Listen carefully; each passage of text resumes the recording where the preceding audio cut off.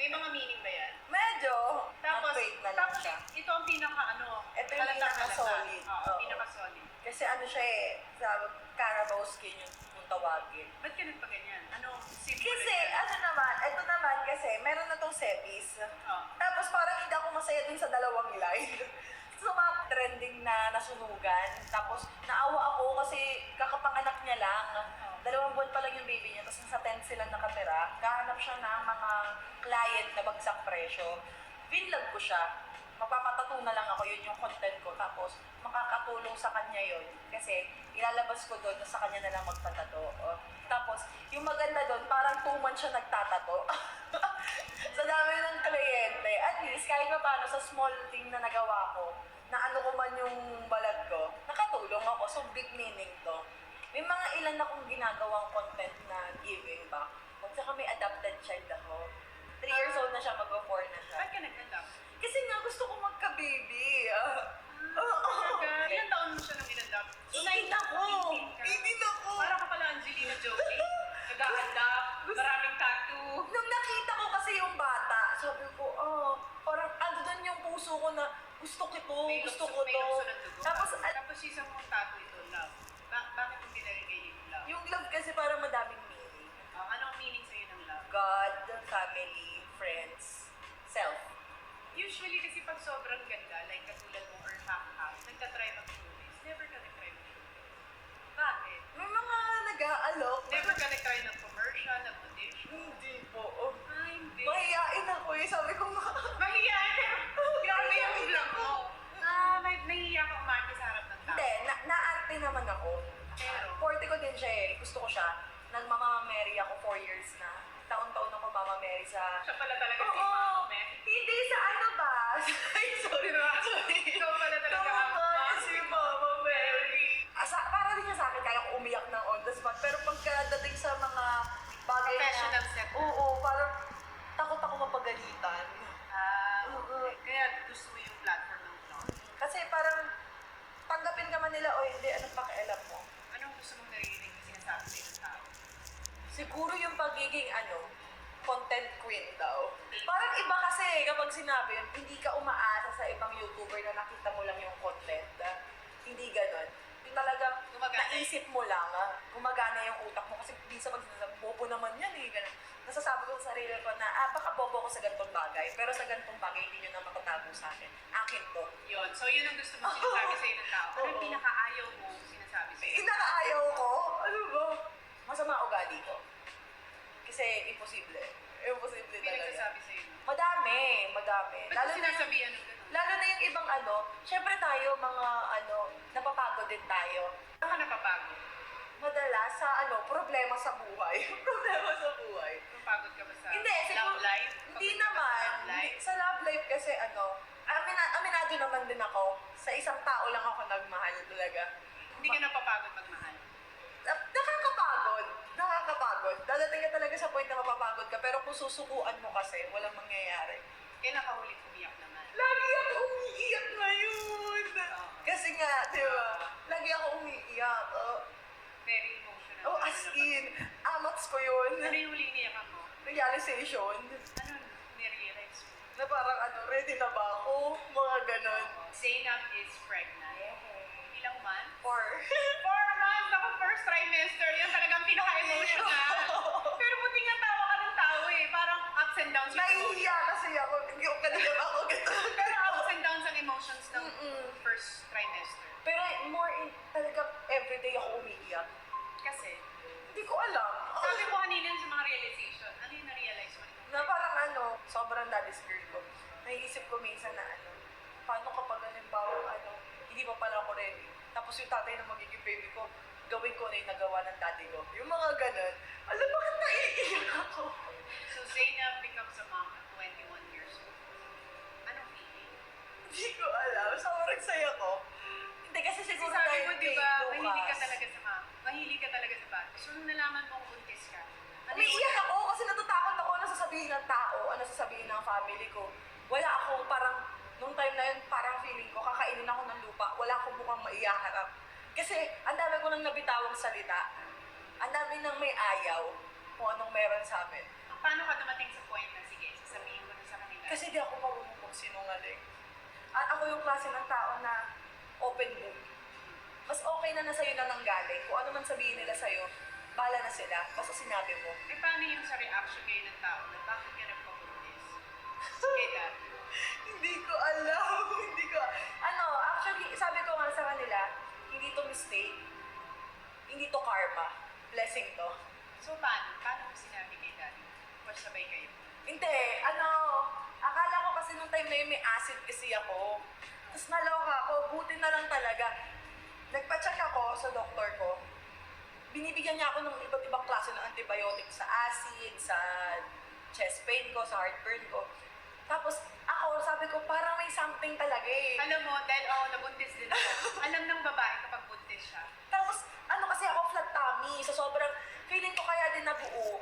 Nag-healthy living ako. Tinigilan ko lahat ng bisyo. Tequila queen kasi ako kung tawagin. Aminado naman ako. Araw-araw ako nagiinom ng tequila. Tinigil mo. Nung time na quarantine, na-realize ko na hindi na siya healthy. Wala din naman ako mapapala kung iinom ako.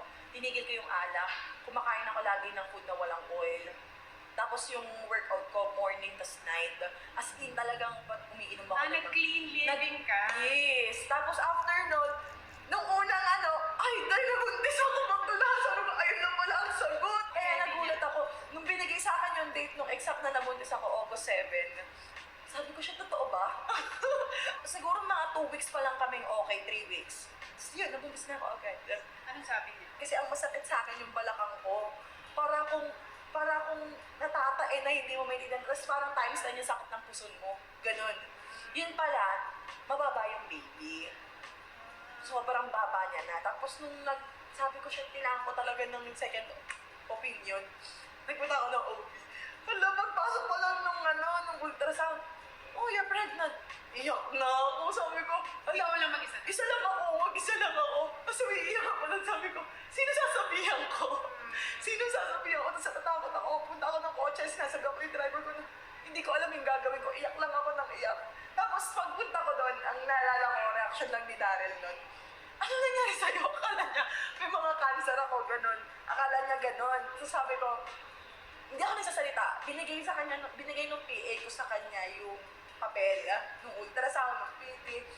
Nakayuko lang ako. 30 minutes ako nakayuko. Iyak ako ng iyak. Tapos siya nakatulala lang sa akin. Tapos maya nagtatatalon na siya. Sabi niya, ayun na. Masaya siya. Masaya siya kasi gusto namin parehas matagal na 2018 pa.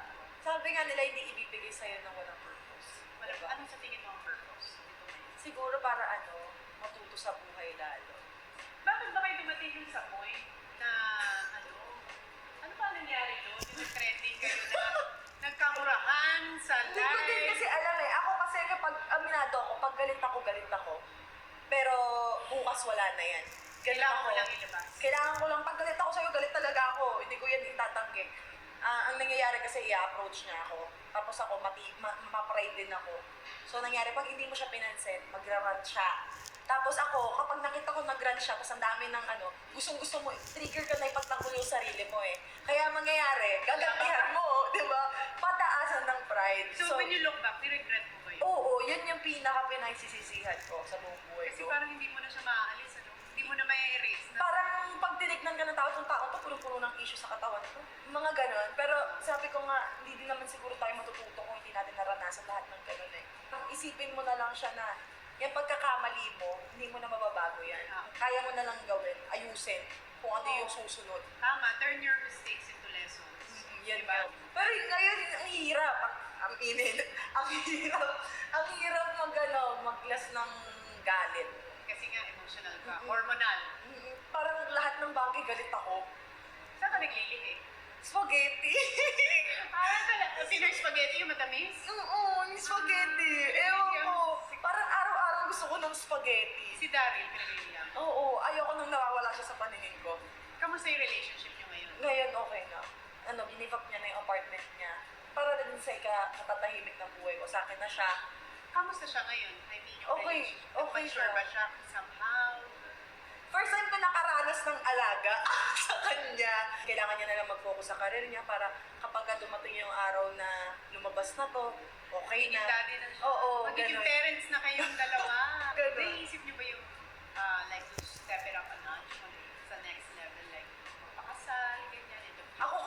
yun yung dream ko. Pero hindi mo naman kasi pwedeng sabihin yun eh. Hindi mo magagawa yun kung hindi yung parehas gusto.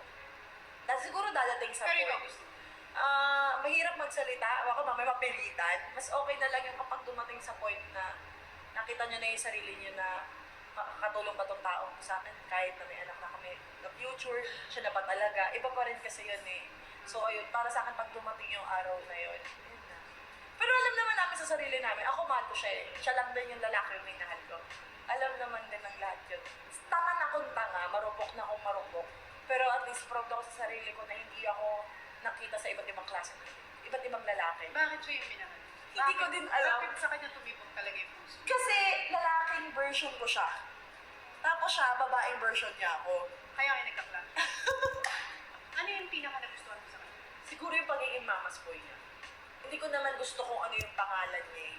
Mula nung naging kami. Lagi ko nga sinasabi dati, sana Darren na lang siya, normal na tao. Kasi baka hindi ako nasaktan eh. Pero sabi nga nila, part siguro yun. Hindi ko na rin mababago. Pero Hindi ko- parang minahal mo yung kabuuan niya. Oo. Yun na yung kabuuan niya. Parang tinanggap mo na yan, in-accept mo na yun for who he is. Kasi wala naman din akong choice. Kasi mahal mo eh. Wala. Bukod sa pagiging mama's boy, ano yung pinakaminahal mo sa kanya? Maalaga kasi siya eh. Yung mararamdaman mo na yung pagiging sweet niya sa'yo, sa'yo lang. Bakit mo siya pinatawad? Ba't mo siya binigyan uli ng second chance? Hindi lang second chance to. As in. Multiple chances. Parang 100 chances. Hindi kasi nga nung time na yon, akala ko talaga okay na ako. 7 months kami walay. Akala ko okay na ako. Okay na ako. Almost, ang tagal na. Sabi ko, okay na. So, namatay yung puso namin. Nakita ko siya, ayun na naman. Shit, ba't na naman tayo nakita? Tapos doon po, alam niyo yung kapag sinabi mo na, okay na ako eh, pero kapag nakita mo yung tao, babalik at babalik. Ang mahirap talaga. Ako, hindi ko alam eh. Hindi ko talaga alam. Hindi ko masabi. Sa kanya talaga eh. Oo, parang, Nakuha niya talaga yung puso. oo, sa kanya eh. Ano gagawin ko? So, yung sino si Daryl noon, yung past niya, at sino na siya ngayon, now that you're gonna Sa have a 100% na Daryl noon, nakikita ko sa kanya, 80% ng Daryl ngayon, iba sa Daryl na kilala ko dati. Nakikita ko, si Daryl na yung nag-adjust eh. Sabi ko nga, isa sa amin mag-a-adjust. Siya na yung nag-adjust, binaba niya na yung pride niya. Anong biggest fear mo ngayon? Ngayon, dumating sa point na isa sa amin makagawa ng kalokohan na naman, wag naman sana. Yun yung pinagpe-pray ko gabi-gabi. So, kung yun ang biggest fear mo, what are you naman most grateful for? Ngayon, siguro yung pagtanggap ng mga taong totoong nagmamahal. Tapos syempre siya, kasi masakit sa loob kapag hindi tinanggap ng taong di ba? Siya hindi. So, sobrang ang sarap sa pakiramdam kapag gabi-gabi niya sinasabi na, bukas pwedeng daddy na ako, andyan na, palabas na siya, yung mga ganun. Araw-araw niya kinikis yung chan ko. Iba siya eh. Saan ka pinaka-excited? Sa gender, sa gender muna. May takot ako sa mga kwento ng mga nanganganak eh. Normal ka ba? Normal ako. Masakit talaga. Masakit talaga. Worth it. Na happiness. Na happiness. At saka product yun ang pagmamahalan yung dalawa. Oh. Pero mo, made, di ba? Product nyo. Ikaw at saka siya pinagsama. Iba pa rin kasi talaga kapag kami love yung ginawa eh. Hindi ko kaya makita yung sarili ko sa iba kasi hindi ko kaya ibigay yung sarili ko kasi alam ko yung sarili ko para lang sa taong mahal ko at minahal ko. Swerte naman niya. Oo, ganun yung mindset ko. Ayoko talaga sa iba. Yung kahit nagtatry naman ako noon, awakan pa lang yung kamay ko, baka masapak ko na talaga as So, nasa kanya talaga. Oo. Nakuha niya talaga. Ewan ko ba? Totoo ba yung gayuwa? Char lang. Siguro may, lang kasi, hindi kasi alam ng tao yung ilang positive sides niya. Ano yung pinaka-positive side niya? Iba siya kapag kasama mo siya sa bahay. Maalaga naman kasi talaga siya, mabait siya sa mabait. May mga talagang times lang na kapag tinopak kami parehas, patay talaga. Kaya ngayon, kapag ang nangyayari, pag tinutopak ako, lalo na sa sitwasyon ko, siya na yung umiiwas. Totoo to, nakakatawa. Kwento ko lang. May dump account kami. Tapos kami lang nagpapaluan. Sabi ko, para kapag magkaaway tayo, tapos gusto natin magparinigan, doon na lang tayo magparinigan. Nakakatawa, di ba? Okay, so at least, alam mo, saan niya i-release yung anger? Oo, kasi yun yung nagiging namin comfort zone namin noon. Na ngayon, wala nang makakakita, kami na lang. Ano naman yung pinaka-gusto mo malaman ng baby mo about? Na hindi ako sumuko. Na alam bakit ba? Ayoko na mga ganito eh. Hindi, sukong-suko ako. Na parang wala akong mapangkapitan, wala akong mapanghawakan. Pero nandito ako ngayon na parang nilalaban ko. Minsan may mga times na naiisip ko na worth it ba ipaglaban to kung ano yung dapat ko ipaglaban. Pero iniisip ko talaga na kailangan ko kasi nga dalawa na kami. Mga ganon. Ganyan talaga pag buntis. Oo, naiintindihan Oo. kita. Iyak din ako ng iyak. Lalo na pag pinag-usapan na yung baby. Kahit nahirap ako, nagpaka-strong ako. Lumaban ka. Lumaban ako. Lumaban talaga ako. Na kahit na hindi ako 101% sigurado sa kung ano magiging buhay ko, buhay namin ni Daryl, or pagiging tatay niya, alam mo yun, pagiging Sumugal maganda- ka. Sumusugal ako. Alam mo nung buntis ako, lagi na pinakausap ko. Oo. Pinakausap ko rin. Ngayon, Ano sinasabi mo kasi sa syempre ang dami ko pang trabaho. So Ano sabi ko, sinasabi mo sa kanya? baby, para sa atin to. Ano ka muna, nagtatago siya. Kasi kapag ka nasa bahay, ang laki talaga ng tiyan ko. Talaga? Oo, nagtatago talaga siya, ma. Oo, nakikinig siya. Nagko-cooperate Oo, siya. So sabi ko, ay, ano pa lang, baby pa lang siya, pinagtatakpan niya na yung mommy niya.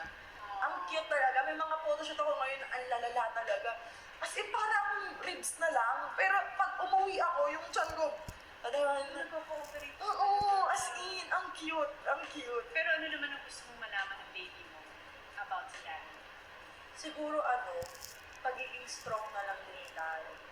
Kasi may mga times na naaawa ako sa kanya, pero siya, wala talaga siyang pakialam sa tao. Kahit na kinakawawa na siya, kahit na hindi naman din alam minsan yung, hindi man sa issue namin sa dami ng issue niya online. Pag nakikita ko siya, ako na yung nagagalit na ganyan na lang ba talaga yung tingin ng tao sa'yo? Ano yung pinaka-nagalit ka na issue online? Yung mga pampubuli sa physical na niya, mga ganun. Ayoko naman ng ganun kasi ako, kahit kailan never ako tumingin sa kanya, sa panlabas. Naiinis ako sa mga shamers na ganun. Bakit gwapo para sa si daddy? Yun ang Hindi gusto ko alam. ng mga netizens natin. Pagbagong ligo siya, pagbagong ligo. Lalo na Fresh! pagbagong ligo, iba talaga. Tapos ngayon, lalo na kapag sobrang okay kami. Nakikita ko na iba yung itsura niya pag okay kami sa hindi kami okay. So para sa'yo, bakit worth it na ipaglaban yung pagmamahal para kay daddy? Kasi naniniwala ako sa change. So ngayon na magkaka-baby na si Zainab, anong gusto mong malaman ng tao about you? Ayun, naayusin ko talaga. Hindi lang para sa lahat. Lalo-lalo na para sa baby. Kasi gusto ko maging proud lahat. Yun yung sinasabi ko Dumating man yung araw na hindi man kami talaga yung para sa isa't isa, masabihan mo na kung marupok, tanga, or what, wala na akong pakialam doon Kasi ito yung bagay na hindi na makukuha sa akin. Trophy ko na to. Habang buhay na trophy ko na to. Hindi yung pangalan ko as YouTuber, hindi pangalan ko as girlfriend lang, hindi pangalan ko as, alam niyo yun, anak lang. Pangalan ko as nanay.